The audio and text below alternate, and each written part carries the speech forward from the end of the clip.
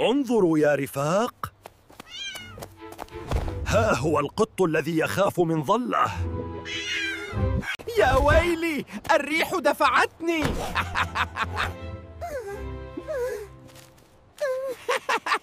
لماذا أنا خائف جداً؟ أنا لست ضعيفاً. القوة ليست في العضلات يا صغيري، القوة هي في النهوض. أنا لا أريد أي مشاكل، هيا بنا يا شباب. اليوم هزمت العدو الحقيقي، نفسك. انت متخيل ان فيلم الكرتون ده عملته من خلال برومت واحد فقط؟ وعايز اقولك ان فيلم الكرتون ده مدته دقيقتين، يعني مدته طويلة مش قصيرة، ولكن طبعا انا ما عرضتوش بالكامل علشان الفيديو متطولش مننا. انا حرفيا علشان اعمل الفيلم ده كتبت برومت واحد فقط زي ما قلت لك، وبعد كده الذكاء الاصطناعي كتب لي سكريبت كامل وخلى الشخصيات تتكلم باللغة العربية، واضاف حركة للمشاهد، وعمل حركة برضو احترافية للشخصيات كأنها لقطة من افلام الكرتون بتاعت استوديو بيكسار او ديزني. وفي النهاية عمل لي لكل الكلام ده مونتاج من غير ما اتدخل تماما، يعني حرفيا الفيديو اتولد بالكامل بشكل تلقائي، وده كله كان من خلال الموبايل من خلال موقع واحد فقط. وخليني افاجئك واقول لك ان كل الكلام ده مجاني تماما بنسبة 100%، يعني حرفيا مش تدفع جنيه واحد. لو عايز تعرف انا عملت كل الكلام ده ازاي، تابع معايا الفيديو للاخر. السلام عليكم ورحمة الله وبركاته، انا سونيك. عاملين ايه يا شباب؟ ان شاء الله تكونوا بخير. يا ريت بس قبل ما نبدا ما تنساش اللايك والسبسكرايب بتوعك، ده طبعا لو انت تكرمت، وتفعل زر الاشعارات علشان يوصلك كل فيديو جديد اول ما ينزل ان شاء الله. ويلا بينا نبدا من غير كلام كتير. الموقع يا شباب اللي احنا هنستخدمه النهارده هو موقع موفي فلو. طبعا لو انت بتتابعني بشكل كويس هتكون عارف ان الموقع ده ان انا مش اول مره اتكلم عنه، انا لسه متكلم عنه بقالي تقريبا كام يوم، وعملنا عن طريقه فيلم انمي باللغه العربيه كان رهيب جدا وعجب ناس كتيره جدا. وطبعا كل الكلام ده عملناه بشكل مجاني بالكامل ومن خلال الموقع ده، فانصحك تبقى تتفرج على الفيديو ده اللي انا عملت فيه فيلم انمي، علشان صدقني الفيديو ده هيعجبك جدا. وطبعا هتلاقيني سايب لك رابط الفيديو ده تحت في وصف الفيديو وتحت في اول تعليق مثبت، عشان يعني لو انت حابب تتفرج عليه، ولكن انصحك تتفرج عليه بعد ما تخلص الفيديو ده. في البدايه كده يا شباب، اول حاجه هنحتاج ان احنا نسجل بالحساب بتاعنا على الموقع، وعلشان نقدر نسجل بالحساب بتاعنا على الموقع هننزل تحت ونضغط هنا على ميك ا فيديو، وهتفتح قدامنا الصفحه بتاعه تسجيل الدخول. فهنضغط تحت هنا على ساين ان ويز جوجل عشان نسجل بالجيميل بتاعنا على الموقع. انا مثلا على سبيل المثال هسجل عن طريق الجيميل ده، فهضغط هنا وهتفتح قدامك الصفحه دي. هتستنى لمده ثواني وهتلاقي ان الصفحه الرئيسيه بتاعه الموقع فتحت معاك بالمنظر الجميل والرهيب جدا ده. للاسف انا في الفيديو اللي فات اللي انا شرحت فيه الموقع ده ما ذكرتش ان الموقع ده تقدر تشغله عندك على الموبايل، وفي ناس كتيره جدا كانوا فاكرين ان الموقع ده بيشتغل فقط عن طريق الكمبيوتر. لا، انت تقدر تشغل الموقع ده وتقدر تولده عن طريق افلام كرتونيه من خلال الموبايل او من خلال الكمبيوتر، والنسخه بتاعت الموبايل هتشتغل معاك عادي جدا بالمنظر ده. لو انت شفت الفيديو بتاعي اللي فات اللي انا عملته من كام يوم هتحس كده ان الموقع شكله ضاير شويه، وده بسبب ان الموقع ده عمل تحديث جديد على الموقع، فهتلاقي ان شكل القوائم اتغيرت شويه، ولكن كل حاجه لسه زي ما هي تقريبا، هما فقط طوروا شكل الموقع بس. علشان تكون عارف كده، الموقع ده حاليا مجاني بالكامل، يعني تقدر تصنع عن طريقه عدد الافلام من اللي انت عايزها حرفيا بشكل غير محدود. ولكن خلي بالك انا معرفش هل الموقع ده دايما هيكون مجاني ولا لا، عشان كده انت لازم تلحق تستخدمه في اسرع وقت ممكن قبل ما يكون بفلوس. لو احنا يا شباب عايزين بقى نبدا في صناعه الفيلم الكرتون بتاعنا او قصه الفيلم اللي احنا عايزينها، اول حاجه الموقع هيطلب مننا ان احنا نكتب هنا قصه الفيلم او الديسكرايب بتاع القصه بتاعتنا. لو انت عندك القصه بتاعتك جاهزه انت مثلا كاتبها، تقدر بكل بساطه تضغط هنا وتعمل لها هنا بيست او لصق، علشان بعد كده تقدر تحولها الى فيلم كرتون كامل. اما لو انت مش عندك قصه انت مجهزها من الاول، بكل بساطه تقدر تكتب هنا فكره بسيطه جدا عن شكل القصه اللي انت بتخيلها، ومتقلقش الموقع بيقدر يطلع عن طريق الفكره البسيطه جدا دي سكريبت كامل للقصه بتاعتك، حرفيا بيعمل لك سكريبت كامل تفصيلي فيه كل حاجه. المهم يعني انت عندك كذا طريقه تقدر تكتب بيها وصف القصه بتاعتك، ولكن انا عن نفسي يا شباب بفضل ان انا استخدم الشات جي بي تي في كتابه القصه بتاعتي او وصف القصه بتاعتي. تعالى اوريك ازاي تقدر تعمل سكريبت احترافي للقصه بتاعتك من خلال الشات جي بي تي في خلال ثواني، علشان يا شباب نقدر نكتب قصه احترافيه للكرتون بتاعنا او شكل القصه اللي احنا بنتخيلها. هنكتب تحت هنا وصف بسيط جدا عن شكل القصه اللي احنا بنتخيلها. انا مثلا يا شباب كتبت اكتب قصه كرتونيه مؤثره عن قط يتعرض للتنمر ويتغلب على خوفه بالتدريب ويهزم المتنمرين، مع اضافه مشاهد حوار قويه تظهر مشاعر الشخصيات. وزي ما انت ملاحظ كده انا طلبت منه ان هو يكتب لي حوارات ما بين الشخصيات علشان يطلع معانا قصه احترافيه، واكيد طبعا هتلاقيني سايب لك الجمله دي اللي انا كتبتها تحت في وصف الفيديو عشان يعني لو انت حابب تاخدها وتعدل عليها. وبعد كده هنضغط هنا على ارسال، وزي ما انت شايف كده بدا فعلا يكتب لي قصه بالمنظر اللي انت شايفه ده، وفعلا في خلال ثواني زي ما انت شايف كده عمل لي قصه احترافيه في خلال ثواني. وزي ما انت شايف كده هتلاقي ان هو بالفعل ضايف ليا حوارات ما بين الشخصيات علشان القصه بتاعتنا تطلع بشكل احترافي. انا عارف انك انت ممكن تسالني بعد ما كتبنا او خلينا الشات جي بي تي يعمل لنا السكريبت بتاع القصه بتاعتنا وتقول لي يا سونيك هو انت ليه ما خليتش الشات جي بي تي يكتب لك القصه بتاعتك باللغه الانجليزيه؟ علشان زي ما انت عارف كده ان اغلب المواقع بتقبل فقط اللغه الانجليزيه. خليني اقول لك وابسطك، وهو ان الموقع ده بيقدر نفهم اللغه العربيه بشكل عادي جدا، بل كمان بيقدر يعمل لك حوارات باللغه العربيه، يعني يخلي الشخصيات انها تتكلم باللغه العربيه عادي جدا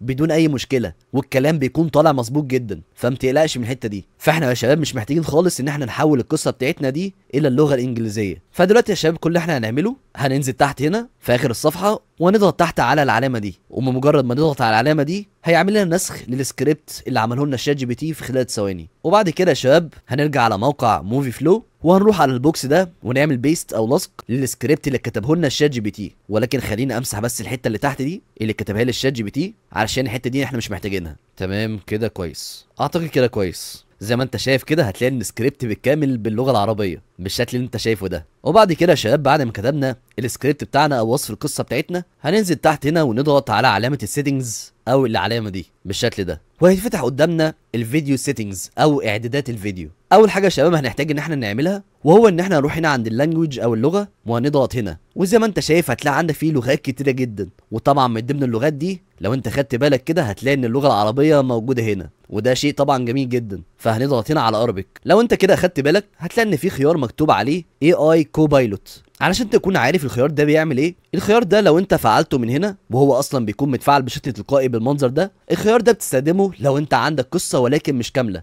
او مش مكتمله، فالخيار ده بيقدر يحسن القصه بتاعتك ويخليها لك بشكل احترافي. اما لو انت عندك القصه بتاعتك جاهزه فانصحك طبعا انك تلغي الخيار ده، علشان لو انت عندك القصه بتاعتك جاهزه وخليت الخيار ده متفعل زي ما هو كده هيغير لك احداث القصه بتاعتك شويه، والقصه بتاعتك هتبوظ لان هو هيغير احداث كتيره جدا. فزي ما قلت لك لو انت عندك القصه بتاعتك جاهزه ومش محتاجه خالص اي تحسين انصحك انك تلغي الخيار ده، وده اللي انا هعمله. وهنيجي دلوقتي يا شباب على الديوريشن او مده الفيديو. زي ما انت شايف كده مده الفيديو بتبدا عندك من اول 8 ثواني لحد دقيقتين. انت متخيل دلوقتي تقدر تعمل فيديو يوصل لمده دقيقتين، وطبعا دي مده كويسه جدا بالنسبه لفيلم كرتون قصير. وبما ان يا شباب انا عايز انزل الفيديو ده على اليوتيوب شورتز، عشان كده يا شباب هختار دقيقه واحده فهضغط هنا على دقيقه. اما لو انت عايز تعمل دقيقتين فانت حر. وبعد كده يا شباب من الاسبكت ريشيو هنا هنختار المقاس بتاع الفيديو، وزي ما انت شايف كده هتلاقي ان موجود عندك هنا في مقاسين. هتلاقي عندك في مقاس اللي هو من 9 ل 16، وده يا شباب المقاس المناسب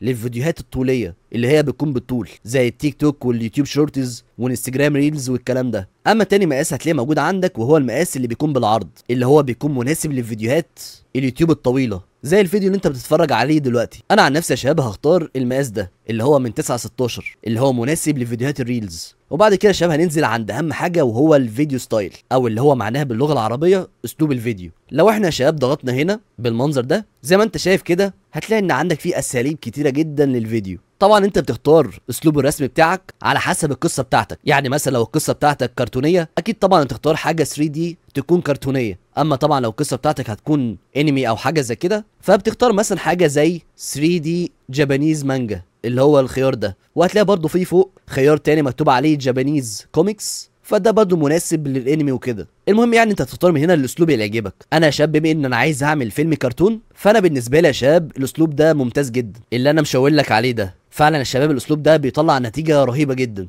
المهم يا شباب انا هختار الاسلوب ده، وبعد كده نضغط هنا على اي منطقه في الشاشه او نضغط هنا على علامه الاكس. خلي بالكم يا شباب ممكن احنا بعد ما نعمل الفيديو سيتنجز او اعدادات الفيديو ممكن زي ما انت شايف كده تلاقي ان السكريبت بتاع الفيديو بتاعك اختفى، وده يا شباب بسبب ان الموقع لسه فيه بعض الاخطاء، وده علشان ان الموقع لسه بيتا او لسه تجريبي فطبيعي جدا ان يظهر بعض الاخطاء وكده. فهنعمل بيست تاني هنا للسكريبت بتاعنا بالشكل ده، فانت يعني يبقى خلي بالك من الموضوع ده وتاكد ان السكريبت بتاعك موجود. ولو يا شباب احنا بالنسبه لنا كده كل حاجه تمام هننزل تحت ونضغط هنا على جنريت او توليد بالمنظر ده، وبعد كده يا شباب هنستنى ثواني، وزي ما انت شايف كده بعد ثواني هتظهر الصفحه بتاعه الجنريتنج او التوليد، وزي ما انت شايف دلوقتي بدا في جنريتنج سكريبت او توليد السكريبت بتاع الفيديو. هو بس بيتاكد ان السكريبت بتاعي كل حاجه فيه تمام، وزي ما انت شايف هو حاليا دلوقتي عمل 35% من السكريبت بتاعي، وهو دلوقتي يا شباب زي ما انتم شايفين كده هو في مرحله توليد اشكال الشخصيات. زي ما انت شايف كده ده هيكون شكل الشخصيات او الابطال اللي هيكونوا موجودين في القصه بتاعتي. زي ما انت شايف كده الشخصيات شكلها تحفه جدا، حرفيا يا شباب الموقع ده عبقري، بيعمل لك كل حاجه بشكل تلقائي بدون ما تعمل اي حاجه. فيا شباب هنستنى شويه عقبال ما الفيديو بتاعنا يكون جاهز. ولو انت بتسال مده توليد الفيديو بتاخد قد ايه، حوالي بتاخد من 10 دقايق لحد 17 دقيقه، والمده دي يا شباب بتتغير وبتكون على حسب التفاصيل اللي انت رفعتها على الموقع او على حسب السكريبت بتاعك اللي انت رفعته. طبعا كل ما يكون السكريبت بتاعك اطول طبعا كل ما ياخد مده اطول في توليد الفيديو، وكل ما يكون اصغر بياخد مده اقل في توليد الفيديو. فهنستنى شويه يا شباب عقبال ما الفيديو بتاعنا يكون جاهز. ودلوقتي هو يا شباب في مرحله توليد الفيديو او اللي هي جنريتنج فيديو. لو انت خدت كده بالك وبصيت فوق هتلاقي ان عدد المشاهد اللي ولدها لي او اللي هي ولدها لي لسه 13 مشهد. زي ما انت شايف كده حاليا هو عمال وقت يولد لي في المشاهد، انا سايبه انه ياخد راحته خالص لحد ما يخلص جميع المشاهد بتاعتي. زي ما انت شايف كده حاليا دلوقتي هو عمل لي 5 مشاهد من اصل 13 مشهد، فهسيبه بقى لحد ما يخلص جميع المشاهد بتاعتي. وزي ما انتم شايفين كده يا شباب الفيلم الكرتون بتاعنا بقى جاهز في خلال دقايق، ونقدر دلوقتي ان احنا نضغط هنا علشان نشوف النتيجه بتاعتنا هتبقى عامله ازاي. فهنضغط هنا ونقول بسم الله. انظروا يا رفاق، ها هو القط الذي يخاف من ظله. يا ويلي، الريح دفعتني.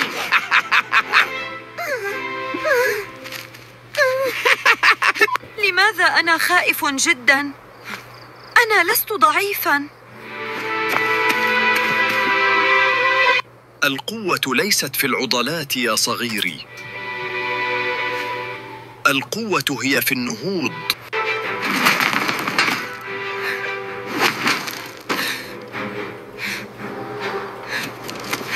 زي ما انتوا شفتوا كده يا شباب الفيلم الكرتون القصير ده كان جميل جدا. هو صحيح كان فيه بعض الاخطاء البسيطه، ولكن الاخطاء دي تقدر تعدلها بكل سهوله. بس انت متخيل ان احنا قدرنا نعمل فيلم كامل جواه مؤثرات صوتيه وجواه مشاهد متحركه وجواه الشخصيات بتتكلم، وعمل لنا مونتاج بشكل تلقائي ومن خلال برومت واحد فقط او السكريبت اللي احنا دخلناه بس. لو احنا شباب عجبنا الفيديو وعايزين نحمله هنطلع فوق هنا ونضغط على داونلود. لو انت كده خدت بالك هتلاقي ان هنا في خيار اقدر ان انا افعله اللي مكتوب عليه وزاوت ووتر مارك، ولو انا فعلت الخيار ده يا شباب هقدر ان انا ازيل العلامه المائيه اللي اكيد انت خدتوا بالكم منها من الفيديو بالكامل. ولكن يا شباب عشان اقدر ازيل العلامه المائيه اللي موجوده في الفيديو، لو انت خدت بالك لو انا فعلت الخيار ده زي ما انت شايف كده هتلاقي ان هنا مكتوب انه هينقص مني 650 كريدت، واكيد طبعا احنا مش معانا عدد الكريدت ده، وعلشان يكون انت معاك العدد ده لازم تكون مشترك في الخطه المدفوعه بتاعت الموقع علشان تقدر تزيل العلامه 100 من الفيديو. علشان كده يا شباب هنلغي الخيار ده ونخلينا على الفري اللي هي هيكون موجود في الفيديو علامه 100، وهنضغط هنا بعدين يا شباب على داونلود فيديو. وزي ما انت شايف الفيديو هيبدا يتحمل معانا، وفعلا الفيديو اتحمل معانا في خلال ثواني. وزي ما انت شايف هتلاقي ان الفيديو نزل معانا عادي جدا بالمنظر ده، ولكن هتلاقي المشكله هنا هي العلامه المائيه، هتلاقيها بتظهر فوق شويه وبعد كده بتظهر تحت شويه، هي بتظهر في المكانين دول. الصراحه يا شباب عشان ما اكدبش عليكم انا حاليا دلوقتي مش لاقي طريقه معينه اقدر ان انا ازيل بيها العلامه المائيه، عشان زي ما انت شايف كده العلامه المائيه كل شويه بتطلع فوق وبعد كده تنزل تحت، فبالتالي ازاله العلامه المائيه دي هتكون صعبه شويه. ولكن يا شباب ما تقلقوش، لو انا ان شاء الله يا شباب لقيت طريقه نقدر نزيل بيها العلامه المائيه بدون ما تاثر على الفيديو ان شاء الله هكون انا من اوائل الناس هوريكم الطريقه دي. في مشكله ممكن تظهر معاك فخليني اقول لك عليها واوريك ازاي تقدر تحلها. لو انت ضغطت هنا على داونلود او تحميل الفيديو وبعد كده ضغطت هنا على داونلود فيديو وما لقيتش ان حاجه اتحملت، في طريقه تانية ممكن تستخدمها علشان تقدر تحمل بيها الفيديو، والطريقه دي هتفضل ضاغط على الفيديو بتاعك لمده ثواني بالمنظر ده، وبعد كده هتلاقي ان حاجه مكتوب عليه هنا تنزيل الفيديو. لو انت ضغطت عليها هتقدر تنزل الفيديو بشكل عادي جدا. فالمهم انت عندك طريقتين لتحميل الفيديو، استخدم الطريقه اللي تعجبك. الحاجه كمان الشباب الجميله جدا ان الموقع سامح لك انك انت تعدل على المشاهد اللي انت ممكن تلاقيها مش مظبوطه او اللي فيها اخطاء. لو انا مثلا يا شباب على سبيل المثال مش عاجبني مثلا المشهد ده بسبب ان انا لقيت فيه بعض المشاكل وعايز مثلا انتج مشهد تاني بداله، كل اللي انت هتعمله هتروح هنا عند الريشه دي وبعد كده هتضغط عليها بالشكل ده، وهتلاقي ان هو فتح معاك شات زي ده، وهتلاقي ان هو محدد على المشهد بتاعي بالشكل ده وكاتب تحت هنا describe your idea او اللي هو معناها قول فكرتك. من اخر كده يا شباب، الشات ده اللي انت شايفه قدامك تقدر تتعامل معاه على انه هو الشات جي بي تي. يعني تقدر تقول له زل المشهد ده، ضيف لي المشهد ده، وهو يعدلك على المشاهد اللي انت عايز تعدل عليها، ايا كان بقى انت عايز تضيف حاجه او عايز تشيل حاجه. المهم تقدر تكتب تحت شكل التعديل اللي انت عايزه وهو يعدلهولك. خلينا كده مثلا نجرب مع بعض ونكتب له اعد توليد هذا المشهد من جديد. بعد كده هنضغط هنا على الارسال، وزي ما انت شايف انا كتبت له باللغه العربيه، وزي ما قلت لكم ان الموقع بيقدر يفهم اللغه العربيه بشكل طبيعي جدا. وهنستنى يا شباب لحد ما يرد علينا، هو بيتاخر شويه ولكن هو بيرد عليك. وزي ما انت شايف في خلال ثواني راح رد عليا وقال لي تم بدء مهمه اعاده توليد المشهد بنجاح. وزي ما انت شايف كده برضه بيقول لي في اخر الكلام المشهد في طريقه للتجديد. فهنستنى شويه عقبال ما المشهد بتاعنا يكون جاهز. ولكن يا شباب خلي بالكم ان العمليه دي ممكن تتاخر شويه. وبالفعل يا شباب بعد كام دقيقه النتيجه يا شباب بتاعتنا بقت جاهزه. زي ما انت شايف بيقول لك ان عمليه توليد الفيديو تمت بنجاح والمشهد الجديد بقى جاهز. بس يا شباب مهم جدا لما تيجي تطلع بره علشان تشوف النتيجه بتاعتك الجديده، مهم جدا انك تعمل ريفريش للصفحه دي علشان النتيجه بتاعتك الجديده تظهر. عشان لو انت ما عملتش ريفريش للصفحه النتيجه بتاعتك مش هتظهر. فمهم جدا يا شباب بعد ما يتم توليد المشهد الجديد لازم تعمل ريفريش من هنا. وبالفعل كده لو رحت على مكان اللي كان فيه المشهد بتاعي القديم زي ما انت شايف هتلاقي ان هو بدلهولي بمشهد جديد بالشكل ده. فتعالى برضه اوريك شكل المشهد ده هيكون عامل ازاي.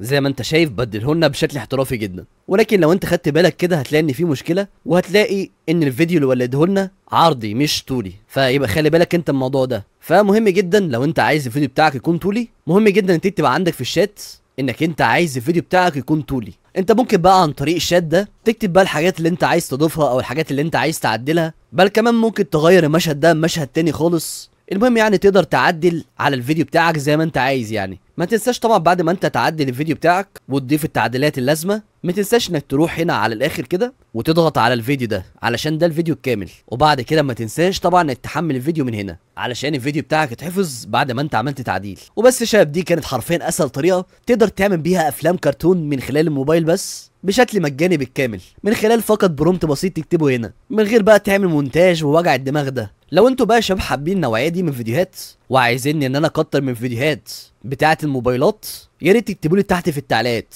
لان عارف ان اغلب الناس اللي بيشاهدوا القناه بيكون معاهم موبايلات.